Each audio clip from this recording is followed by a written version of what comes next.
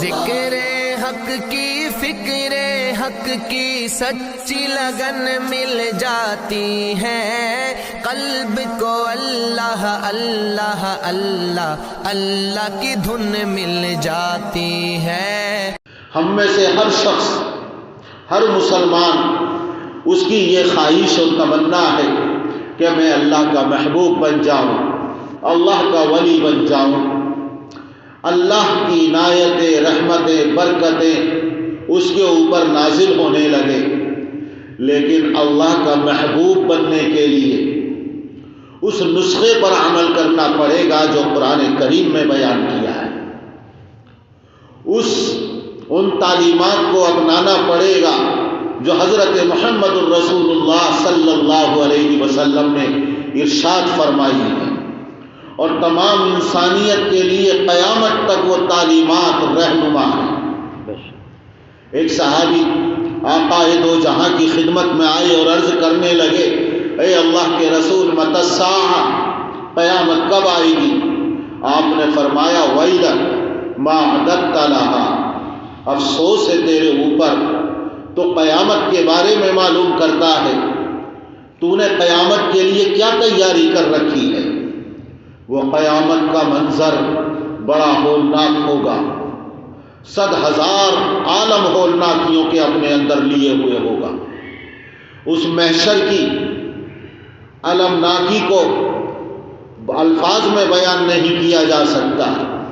اللہ پورے جاہ و جلال کے ساتھ، غیظ و غضب کے ساتھ تخت الہی پر جلوہ افروز ہوگا، بھڑکتے ہوئے جہنم کے شعلے اور دہکتے ہوئے انگارے ہوں گے، فرشتے اس جہنم کو کھینچ کر میدان محشر میں لا کر رکھ دیں گے، نفسا نفسی کا عالم ہوگا، سورج بھی ہمارے سروں کے بالکل قریب کر دیا جائے گا۔ حدیث میں 1 میل کا لفظ فرمایا گیا ہے، اور اس سے مراد نہایت سروں کے قریب کر دیا جائے گا۔ یہ زمین بدل دی جائے گی، آسمان بدل دیا جائے گا، ہمارے نامہ اعمال کے دفتر کھول دیے جائیں گے، تا حد نگاہ ہمارے گناہ، ہماری سیاہ کاریاں، بدکاریاں آشکارا کر دی جائیں گی۔ اولین آخرین کا مجمع ہوگا۔ اس وقت جو گناہ گار، سیاہ کار، بدکار، اللہ کی نافرمانی کرنے والے اگر منہ بھی چھپانا چاہیں گے تو منہ نہ چھپا سکیں گے۔ ذلت اور رسوائی کا گناہ گاروں کے لیے ایسا منظر ہوگا کہ دنیا میں انہوں نے اس کا تصور بھی نہ کیا ہوگا۔ اللہ کے رسول صلی اللہ علیہ وسلم نے ارشاد فرمایا کہ وہاں تو سرخ روئی اور عزت اور سرفرازی ان لوگوں کو نصیب ہوگی جو اللہ کے مطیع اور فرما بردار ہوں گے، شریعت پر عمل پیرا کر ہوں گے۔ اے میرے جانثار فداکار ما اعددت لها، تم نے قیامت کے لیے کیا تیاری کر رکھی ہے؟ کہنے لگے اللہ کے رسول، میں نے فرائض ادا کیے ہیں، نوافل میں کوئی بڑے بڑے عمل نہیں کیے، لیکن اتنی بات ضرور ہے کہ میں اللہ اور اس کے رسول سے محبت کرتا ہوں۔ اور یہ بات سمجھ لیجئے، ذہن نشین کر لیجئے، جو جس سے سچی پکی محبت کرتا ہے وہ اسی کے نقش قدم پر اور اسی کے طریقے پر چلتا ہے، اس کی اداؤں کو اپناتا ہے، اس کی ہدایات اور تعلیمات پر عمل کرتا ہے۔ اگر آج کا نوجوان اور آج کا ہمارا مسلم معاشرہ حضور اکرم صلی اللہ علیہ وسلم سے اگر محبت کرتا تو آپ کی تعلیمات ان کی حرص جاں بن جاتی۔ حضور اکرم صلی اللہ علیہ وسلم کی ہدایات نصب العین اور مقصد زندگی ہوتی۔ اگر وہ حضور اکرم صلی اللہ علیہ وسلم سے محبت کرتا تو آپ کی سنتوں پر عمل پیرا ہوتا۔ جو جس سے محبت کرے گا اس کے طریقے کو اپنائے گا، جو جس سے عشق کرے گا اس کی اداؤں کو اپنائے گا، جو جس کا شیدائی ہوگا اسی کے طریقے پر چلے گا۔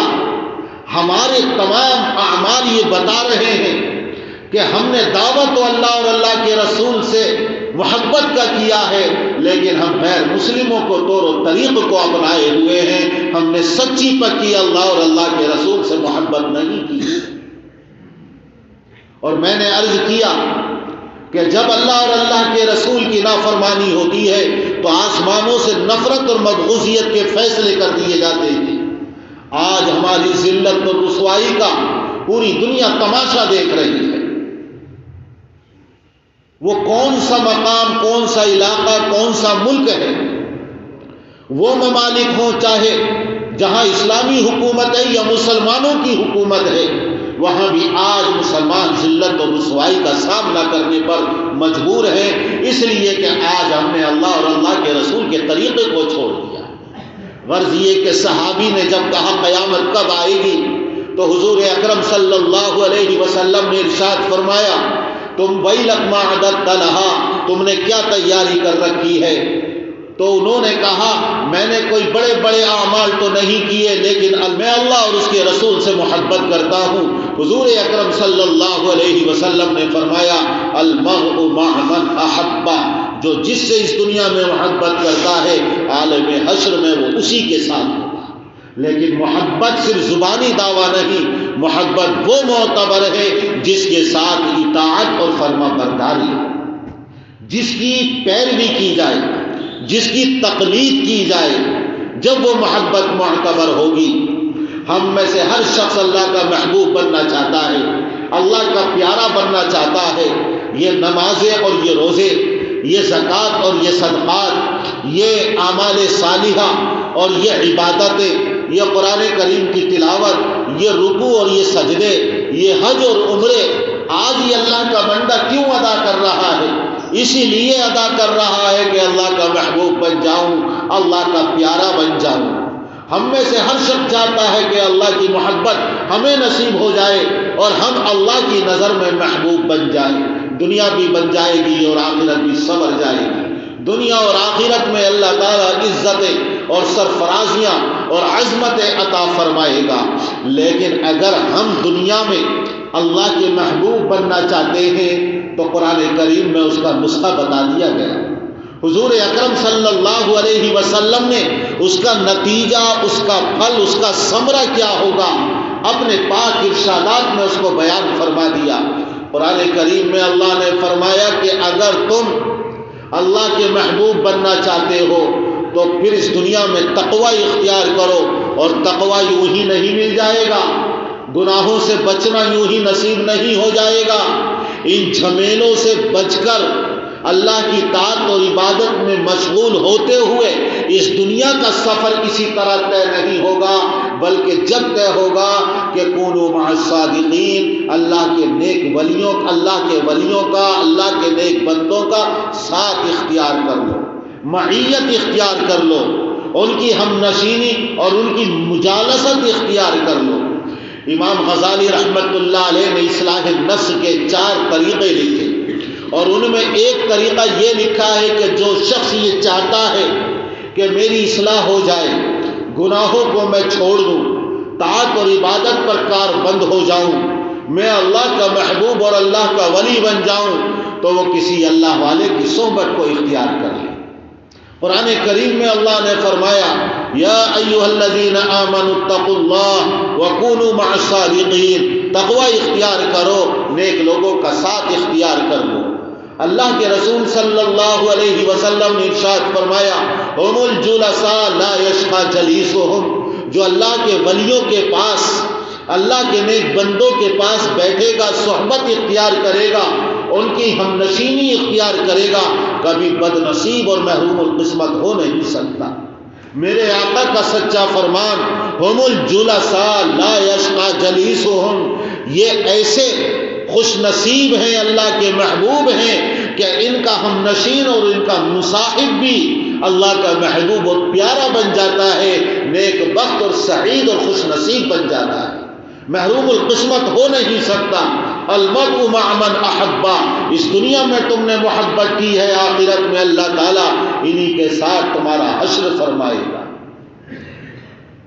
آج ہماری عبادتیں، قرآن کریم کی تلاوت، ہمارے ذکر و اذکار، اوراد و وظائف، کاش کسی نیک بندے کی رہبری اور رہنمائی میں اس کو اختیار کیا جاتا اور اس کو انجام دیا جاتا تو اس کے انوار و برکات ہی کچھ اور ہوتے۔ جب ہم دنیا میں کسی بھی کام میں بغیر استاذ کے، بغیر رہبر کے اور بغیر کسی معلم کے فن میں کمال حاصل نہیں کر سکتے اور اس کام کو صحیح طریقے سے انجام نہیں دے سکتے، یہ ہمارا دین کا راستہ، صراط مستقیم، شریعت کا راستہ، قدم قدم پر شیطان بیٹھا ہوا ہے بہکانے کے لیے۔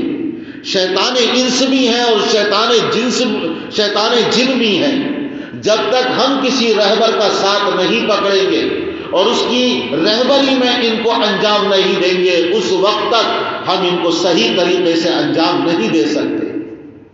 قرآن کریم قواعد کے ساتھ، تجوید کے ساتھ، اظہار اخفا غنہ کے ساتھ پڑھنے میں کمال حاصل بغیر استاذ کے کر نہیں سکتا، پڑھ نہیں سکتا۔ کوئی بھی شریعت کا شعبہ لے لو، دین کا شعبہ لے لو، بغیر استاذ کے اس کو حاصل نہیں کیا جا سکتا۔ جس طرح دنیا کا کوئی بھی ہنر اور فن بغیر استاذ کے حاصل کرنا ناممکن ہے۔ اس لیے جب ہم دینی راستہ اور شریعت کا راستہ اختیار کیے ہوئے اور اس پر چل رہے ہیں تو کاش کسی اللہ والے، کسی صاحب نسبت بزرگ کے ہاتھ میں اپنا ہاتھ دے دیں اور پھر دیکھیے کہ پھر یہ کہنے پر مجبور ہوں گے کہ مجھے سہل ہو گئی منزلیں کہ ہوا کے رخ بھی بدل گئے، تیرا ہاتھ ہاتھ میں آ گیا، چراغ راہ کے جل گئے۔ امام فخر الدین رازی رحمت اللہ علیہ کا نام آپ حضرات نے ضرور سنا ہوگا۔ اپنے وقت کے فلسفی، منطقی اور بہت بڑے مفسر گزرے ہیں۔ ان کے زمانے میں ایک اللہ والے تھے، اللہ کے نیک بندے، اللہ کے ولی نجم الدین کبرا رحمت اللہ علیہ۔ 18 سال تک علوم کو حاصل کیا امام فخر الدین رازی رحمت اللہ علیہ نے۔ پھر ان کو یہ خیال آیا کہ میں کسی اللہ والے کی صحبت اختیار کروں، مجھے میرے علوم کے اندر جلا نصیب ہو جائے۔ لہٰذا اس وقت کے ولی کامل حضرت نجم الدین کبرا رحمت اللہ علیہ کی خدمت میں گئے اور ان کے ہاتھ پر بیعت کی اور مرید ہوئے۔ انہوں نے ان کے اوپر توجہات ڈالنا شروع کی تو انہوں نے ایسا محسوس کیا جیسے میرے دل سے کوئی چیز کھرچی جا رہی ہے۔ ان کے دل سے جیسے کوئی غبار اور دھواں سے نکل رہا ہے۔ پوچھا کہ حضرت میں یہ محسوس کر رہا ہوں، کیا بات ہے؟ حضرت نے فرمایا کہ تمہارے قلب پر جو زنگ چڑھا ہوا ہے اور علوم پر جو زنگ چڑھا ہوا ہے اس کو کھرچا جا رہا ہے، اس کو مٹایا جا رہا ہے تاکہ اس میں نورانیت اور جلا نصیب ہو جائے۔ لیکن تھوڑی دیر کے لیے نجم الدین کبرا رحمۃ اللہ علیہ کی مجلس میں بیٹھے تھے، ان سے تعلق قائم کیا تھا، اٹھ کر آ گئے۔ کرنا یہ ہوا، مقدر تھا کہ امام فخر الدین رازی رحمت اللہ علیہ کی موت کا وقت پہلے آ گیا اور شیطان عالم نزا میں جب سکرات الموت طاری ہوتی ہیں تو ایڑی سے لے کر چوٹی تک کا زور لگا دیتا ہے کہ یہ دنیا سے اپنا ایمان صحیح سالم نہ لے کر جائے، اسے کفر اور شرک میں مبتلا کر دے۔ آ کر اللہ کی وحدانیت کے بطلان پر دلیل قائم کرنے لگا۔ امام فخر الدین رازی بھی اپنے وقت کے فلسفی تھے، دلیل کو توڑ دیا اور اللہ کی وحدانیت کو ثابت کیا۔ اس نے دوسری دلیل دی، امام فخر الدین رازی رحمت اللہ علیہ نے اس پر دلیل دی۔ اب یہ مناظرہ چل رہا ہے، تقریباً شیطان نے 100 دلیلیں پیش کی، امام فخر الدین رازی رحمت اللہ علیہ 99 دلیلیں پیش کر چکے تھے۔ شیطان غالب آنا چاہتا تھا۔ اللہ نے یہ معاملہ منکشف کر دیا امام فخر الدین رازی رحمت اللہ علیہ کے سامنے۔ وہ یہ دیکھ رہے ہیں کہ شیطان سے عالم نزا میں مناظرہ ہو رہا ہے اور شیطان ان کے اوپر غالب آنے کی کوشش کر رہا ہے، لیکن کسی اللہ والے کی صاحب نسبت بزرگ کی مجلس میں بیٹھنا، جیسا کہ اللہ کے رسول نے فرمایا ہم الجلساء لا یشقى جلیسهم، کہ ان کے پاس بیٹھنے والا کبھی محروم القسمت نہیں ہو سکتا۔ کبھی بدنصیب نہیں ہو سکتا۔ سب سے بڑی بدنصیبی یہ ہے کہ انسان اپنے ایمان کو گنوا دے اور اس دنیا سے جب جائے تو ایمان کی دولت سے محروم ہو کر جائے۔ اس سے بڑا بدنصیب کون ہوگا؟ ایک مرتبہ حضرت مفتی شفیع صاحب رحمت اللہ علیہ ایک شعر لے کر حکیم الامت حضرت مولانا اشرف علی تھانوی رحمت اللہ علیہ کی خدمت میں آئے۔ عرض کرنے لگے کہ حضرت یہ شعر کا مطلب سمجھ میں نہیں آتا، کہیں ایسا تو نہیں ہے کہ شاعر نے اس میں مبالغہ کیا ہو کہ یک زمانہ صحبت با اولیاء بہتر از 100 سال طاعت بیریا، کسی اللہ والے کی صحبت میں ایک لمحہ ایک گھڑی بیٹھنا یہ 100 سال کی عبادت بیریا سے بہتر ہے۔ 100 سال تک ایسی عبادت کرتا رہے جس میں ریاکاری کا شائبہ تک نہ ہو، لیکن تھوڑی دیر کے لیے کسی اللہ والے کی صحبت اختیار کر لے، یہ 100 سالہ عبادت بیریا سے افضل اور بہتر ہے۔ کہیں مبالغہ تو نہیں کیا ہے؟ حضرت تھانوی رحمت اللہ علیہ نے فرمایا میں بھی ایک شعر کہوں اس میں ترمیم کے ساتھ کہ جی حضرت حکیم الامت رحمت اللہ علیہ نے فرمایا یک زمانہ صحبت با اولیاء بہتر از 100 سال طاعت بیریا۔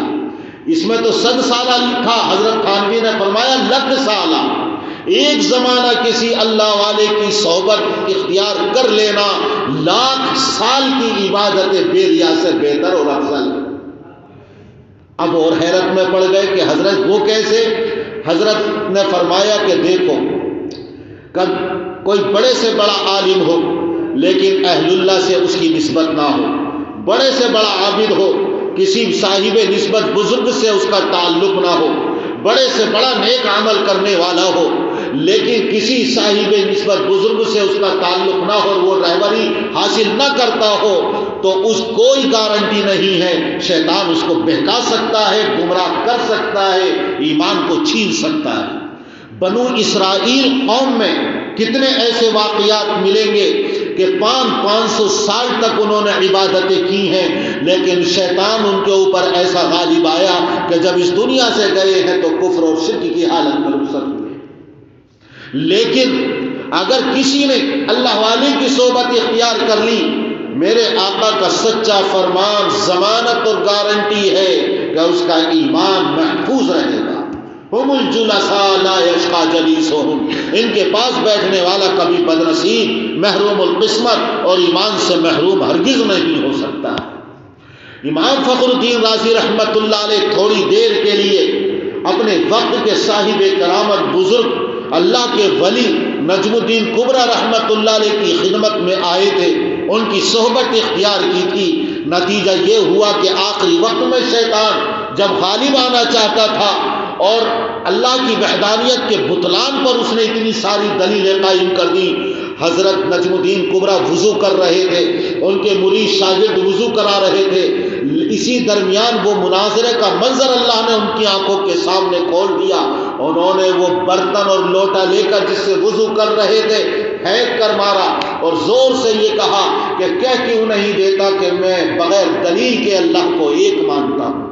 یہ آواز اللہ نے ہواؤں کے دوش پر حضرت امام فخر الدین رازی کے کانوں تک پہنچائی، اور یہ کوئی بعید نہیں ہے، بہت سارے متجدد نئے ذہن کے لوگوں کی سمجھ میں یہ باتیں نہیں آتی، لیکن حقیقت یہ ہے کہ حضرت عمر فاروق رضی اللہ عنہ کی آواز کو اگر اللہ تبارک و تعالی سینکڑوں میل دور حضرت ساریہ کے کانوں تک پہنچا سکتا ہے، یا ساریت الجبل، یا ساریت الجبل، جب دشمنوں سے لڑائی ہو رہی تھی، میدان جنگ گرم تھا، برسر پیکار تھے اور شکست ہو رہی تھی، اللہ نے وہ منظر مدینہ منورہ کے منبر پر بیٹھے ہوئے حضرت عمر کے سامنے کر دیا۔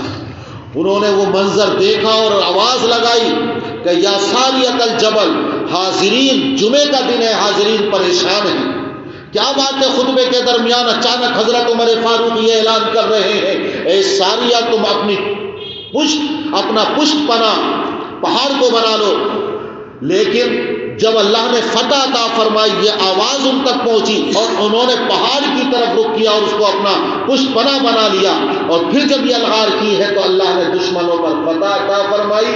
جب وہاں سے یہ قافلہ آیا یا قاصد آیا، آ کر بتایا کہ ہم تو شکست کھا رہے تھے، لیکن ایک میں ہم نے ندا اور صدا سنی، کوئی اعلان کر رہا ہے یا ساریت الجبل، ہم نے اس کے اوپر عمل کیا اور اللہ نے اس شکست کو فتح میں تبدیل کر دیا۔ سینکڑوں میل دور حضرت عمر فاروق رضی اللہ عنہ کی آواز اللہ نے ہواؤں کے دوش پر وہاں تک پہنچا دی۔ اسی طرح نجم الدین کبریٰ رحمت اللہ علیہ کی آواز اللہ نے امام فخر الدین رازی رحمت اللہ علیہ کے کانوں تک پہنچائی۔ انہوں نے بھی زور سے کہا کہ میں بغیر دلیل کے اللہ کو ایک مانتا ہوں۔ بس شیطان یہ کہتا ہوا رسوائی کے ساتھ پسپا ہوا کہ آج تو اپنے شیخ کی برکت سے ایمان محفوظ لے کر جا رہا۔ یہ ہے هم الجلساء لا يشقى جليسهم یا ایھا الذین آمنوا اتقوا اللہ وکونوا مع الصادقین۔ اے ایمان والو تقوی اختیار کرو، نیک لوگوں کا ساتھ پکڑ لو، ان کی معیت اختیار کرو۔ المرء مع من احب، جو دنیا میں جس سے محبت کرے گا سچی پکی اور اس کی پیروی کرے گا، اس کے طریقے پر چلے گا، اللہ میدان محشر میں انہی کے زمرے میں اس کا شمار کرائے گا۔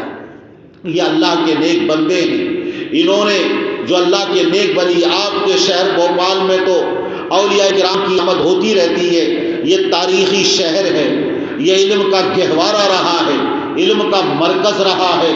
بڑے بڑے نامور محدثین، مفسرین، علماء کرام، نابغہ روزگار، عبقری شخصیات یہاں قدم رنجہ فرما ہوئی ہیں، اور سرزمین بھوپال نے بڑی بڑی شخصیات کو جنم دیا ہے۔ یہاں اہل اللہ اسی نسبت سے آتے رہتے ہیں۔ آپ جب بھی کوئی اللہ کا نیک بندہ آئے، اس کی مجلس کو اختیار کرے، اس کی ہم نشینی کو اختیار کرے، اور اس کی بتائی ہوئی ہدایات پر جو قرآن اور سنت کے مطابق ہوں گی اپنی زندگی کو گزاریں، یقین جانیے اور اس کو اپنی گرہ میں باندھ لیں، دل و دماغ میں پیوست کر لیں کہ جس طرح اگر کوئی اسپیشل ٹرین ہو، جیسا کہ حضرت مولانا ابرار الحق صاحب رحمۃ اللہ علیہ نے لکھا ہے، اور کہ اگر اسپیشل ٹرین ہو اس کے اعلیٰ سے اعلیٰ بھی ڈبے ہوں اور پیچھے ایک تھرڈ کلاس کا ڈبہ ہو، لیکن جب انجن جہاں جائے گا وہ تھرڈ کلاس کا ڈبہ بھی اسی کے ساتھ وہیں پہنچے گا۔ ہمارے اعمال چاہے بڑے بڑے نہ ہو، لیکن ہم نے اگر ان کی مجالست اور ہم نشینی اختیار کر لی، سچی پکی ان سے محبت کی، ان کے بتائے ہوئے طریقے پر قرآن و سنت کے اوپر ہم نے عمل کیا، تو انشاءاللہ جب جنتوں میں وہ جائیں گے تو ان کے ساتھ اللہ تعالی ہمیں بھی جنت میں داخل فرمائے گا۔ اور قرآن کریم سے اس کا ثبوت ملتا ہے کہ اللہ تعالی روحانی اولاد کو بھی ان مشائخ اور اولیاء کرام کے ساتھ جنت عطا فرمائے گا جو دنیا میں ان سے محبت کرتے تھے اور ان سے وہ وابستہ تھے۔ ایک پیروں میں روندی جانے والی، جس پہ پیشاب کیا جاتا ہے، پیخانہ کیا جاتا ہے، ذلیل کیا جاتا ہے، مٹی، لیکن اگر چند دنوں تک وہ کسی پھول اور خوشبو کی معیت اختیار کر لے، صحبت اختیار کر لے، تو وہ مٹی بھی خوشبودار بن جاتی ہے۔ اور اسی کو فارسی کے ایک شاعر نے کہا ہے، گلے خوشبوئے در حمام روزے، رسید از دست محبوب بدستم، بدو گفتم کہ مشکی یا عبیری کہ ازبوئے دل آویز تو مستم، بگفتہ من گلے ناچیز بودم ولیکن مدت با گل نشستم، ولیکن مدت با گل نشستم، جمال ہم نشیدن در من اثر کرد وگرنہ من ہما خاکم کے ہستم۔ ایک دوست اور محبوب کے ذریعے خوشبودار مٹی حمام میں پہنچی۔ میں نے اس مٹی سے کہا کہ مٹی تو وہی جس پر پیشاب پیخانہ کیا جاتا ہے، پیروں سے روندا جاتا ہے، وہ مٹی نہیں ہے، تو آخر خوشبودار کیسے بن گئی؟ کہنے لگی میں نے چند دنوں پھولوں کی معیت اور صحبت اختیار کی، اگرچہ میں وہی ذلیل اور پست مٹی ہوں، لیکن میرے ساتھی نے، میرے ہم نشین نے میرے اندر ایسا اثر کیا کہ وہ خوشبودار تھا، اس کے ساتھ جب میں لگی تو اس نے مجھے بھی خوشبودار بنا دیا۔ یہ اللہ والے جو اللہ کے محبوب ہیں، اللہ کے ولی ہیں، اللہ کی رحمتیں برکتیں ان کے اوپر نازل ہوتی ہیں. اگر ہم ان کا ساتھ اختیار کریں گے تو ان سے کبھی بھی ان کی برکتوں سے ہم محروم نہیں رہیں گے. ایک بات اور عرض کر دوں، حضرت نانوتوی رحمت اللہ علیہ کے خادم کہنے لگے حضرت اگر کوئی نیک ہے کہیں بھی دفن کر دو جنت کی کھڑکیاں کھول دی جائیں گی اور اس کی قبر جنت کی کیاریوں میں سے کیاری بن جاتی ہے. اور اگر گناہگار فاسق و فاجر ہے کہیں بھی دفن کر دو اس کی قبر جہنم کا ایک گڑھا بن جائے گی اور جہنم کی کھڑکیاں کھول دی جائیں گی. کیونکہ حدیث میں آتا ہے کہ مرنے والے کے ساتھ 3 چیزیں جاتی ہیں، اس کا مال، اس کے اہل، اس کے اعمال، اور جب دفن کر دیا جاتا ہے 2 چیزیں واپس آ جاتی ہیں، وَيَبْقَى مَعَهُ عَمَلُ، اس کے عمل اس کے ساتھ باقی رہتے ہیں. تو جب عمل ساتھ میں رہتے ہیں تو نیک کو کہیں دفن کرو نیک اعمال کام آئیں گے، بد اور گناہگار کو کہیں دفن کرو اس کی برائیاں اس کے ساتھ عذاب بن کر چمٹ جائیں گی. پھر آخر حدیث میں اس کی تعلیم اور ترغیب کیوں دلائی گئی ہے کہ نیک لوگوں کے پاس دفن ہونے کی تمنا کرو. حجت الاسلام حضرت مولانا قاسم نانوتوی رحمت اللہ علیہ نے اس وقت کوئی جواب نہیں دیا، لیکن جب گرمی کا موسم تھا بیٹھے ہوئے ہیں، آس پاس کچھ اور حضرات بھی تشریف فرما ہیں، ان کے یہی خادم ان کے لیے پنکھا جھل رہے تھے، ہوا کر رہے تھے. آج کی طرح تو یہ پنکھے اور یہ لائٹ اور روشنی کے انتظامات نہیں تھے، تو وہ ہاتھ والے پنکھے سے ہوا کر رہے تھے. حضرت نانوتوی رحمت اللہ علیہ نے پوچھا کہ تم میری ہوا کر رہے ہو یا ان کی کر رہے ہو؟ کہ حضرت میں تو آپ کی کر رہا ہوں، ان کی کیوں کروں گا؟ میرا مقصود تو آپ ہے. کہا ان کی تو نہیں کر رہے؟ کہ نہیں. اور یہ بتاؤ جو ہوا مجھے کر رہے ہو ان کو پہنچ رہی ہے یا نہیں پہنچ رہی ہے؟ کہ حضرت ان کو بھی پہنچ رہی ہے. فرمایا تمہارے اس سوال کا یہی جواب ہے. اللہ کی رحمتیں، اللہ کی برکتیں، اللہ کے انوار اپنے خاص ولیوں پر، خاص بندوں پر، اولیاء کرام پر نازل ہوتے ہیں، لیکن جو مرنے کے بعد بھی اگر ان کے پاس دفن ہوتا ہے تو وہ ان کی برکتوں سے محروم نہیں رہتا ہے. دنیا میں بھی اگر جب اللہ کے نیک ولیوں کے ساتھ جو اللہ کا خصوصی معاملہ ہے جو ان کا ساتھ پکڑ لے گا، اللہ کا خصوصی معاملہ ان کے ساتھ بھی ہوگا. کبھی آپ نے دیکھا ہے کہ کسی چمن میں، کسی گلستان میں پھول ہو اور وہاں کوئی آدمی کانٹے بھی ہو تو ان کانٹوں کو نکال کر پھینک دے چمن سے اور گلستان سے؟ کہیں نہیں سنا ہوگا. کیوں؟ اس لیے کہ پھولوں کی حفاظت کرنے والے وہ کانٹے، پھولوں کی برکت سے کانٹے بھی چمن میں اور گلستان میں رہتے ہیں. اسی طرح اگر اللہ کے نیک بندوں کا ہم نے ساتھ پکڑ لیا، ان کی معیت اختیار کر لی اور ان سے محبت سچی پکی کرنے لگے اور ان کے بتائے ہوئے طریقے پر اور ان کے ارشادات پر جو قرآن اور سنت کے مطابق ہوتے ہیں اگر ہم عمل پیرا ہو گئے تو ہم جیسے گناہگار جو حقیقت میں گلستان میں کانٹے اور خار ہیں، ان پھولوں کی وجہ سے اللہ ہمارا اپنی رحمت سے ہمیں دھتکارے گا نہیں. اللہ کی رحمتیں جیسے اس دنیا کے اندر اس چمنیسنا سے دنیا میں اللہ کے نیک بندوں پر ہیں، اللہ کی خاص رحمتیں ہم جیسے گناہگاروں پر اور کانٹوں پر بھی برسے گی اور اللہ کی رحمتوں سے ہم بھی محروم نہیں رہیں گے. اس لیے قرآن کریم میں اللہ نے فرمایا وَكُونُوا مَعَ الصَّادِقِينَ، اللہ کے نیک بندوں کا ساتھ پکڑ لو. هُمُ الْجُلَسَاءُ لَا يَشْقَى جَلِيسُهُمْ، یہ ایسے خوش نصیب لوگ ہیں کہ ان کے پاس بیٹھنے والا، ان کی ہم نشینی اختیار کرنے والا کبھی محروم القسمت ہو نہیں سکتا. اللہ تبارک و تعالی عمل کی توفیق عطا فرمائے. وآخر دعوانا ان الحمد للہ رب العالمین. زندگی بندگی بنا جاتی ہے صحبت اللہ والوں کی، اپنا رنگ دکھا جاتی ہے صحبت